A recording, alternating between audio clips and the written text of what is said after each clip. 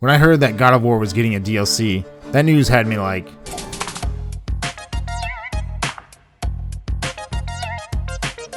and it was free? I was a little skeptical of it being a roguelike DLC instead of something more straightforward, because I'm not the biggest fan of that genre of game. But since God of War is one of my favorite games of all time, of course I was going to give it a try. To say the least, I was blown away. The execution of Valhalla rivaled the actual main games in terms of detail, quality, and overall effort by the developers. And what's best of all, Atreus is nowhere in sight. The gameplay feels very rewarding, granting you with powers as you progress through the levels. Players can specialize in each weapon to the fullest of each run, never really feeling stuck to using just one. And the same goes for your runic abilities. At the end of your attempt, you're rewarded with souls that can be spent on permanent upgrades to aid you in your future attempts.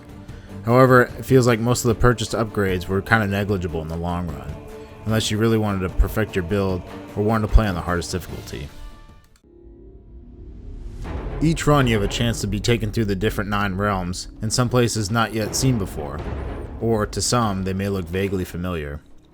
While explaining how Kratos ends up in Valhalla, you get to endeavor this adventure with a lot of familiar faces from the current mythology, and some from the past one.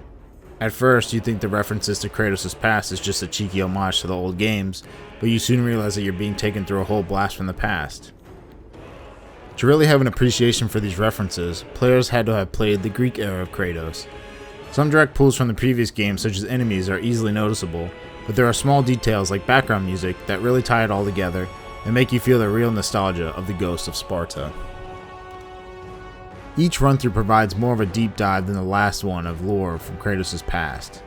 Kratos frequently converses with Mimir on tales of Kratos' previous life and his wrongdoings in Olympus, as he tries to find resolve in his very distant but never forgotten deeds. This isn't a DLC that's just a fun little side post game. The amount of detail and deep story fill the player with emotion as they cut through enemies and reflect on the past. The developers really put a lot of effort into this, and it shows throughout the entire journey. While the DLC as a whole is very good, it feels as though you go through the same 5 levels every run through, with very little variation. The difficulty is there, but really only on the last 2 areas, where there's a time trial and then a final boss. The way the DLC is structured, it honestly had a really good base, but with such little diversity in levels, enemies, and challenges, it becomes dull halfway through. The story is the only thing that's rewarding from completing a full run, and dying is frustrating because there's nothing really to show for it, wasting 30 minutes to have to be replayed just for the sake of trying to advance the story.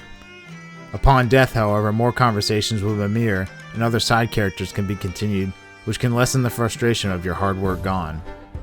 Combat can seem repetitive and sometimes too simple, as you rarely get fully upgraded by the end of your run to really enjoy the fruits of your labor.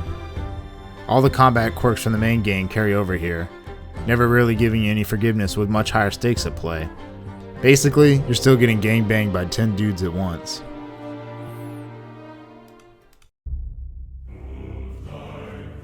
Despite that though, the ending definitely makes up for it without question. I think a big part of why Nordic Kratos is so popular isn't just his ruthless killing, it's his self-reflection and the changes he goes through in his journey, experiencing hardship and struggles while the player is there for every step, and even doing their own introspection along the way. Even if the DLC wasn't free, I still couldn't recommend it enough. I really hope Sony decides to continue making God of War games because they are something truly special, and I think Kratos is one of the most iconic characters in gaming.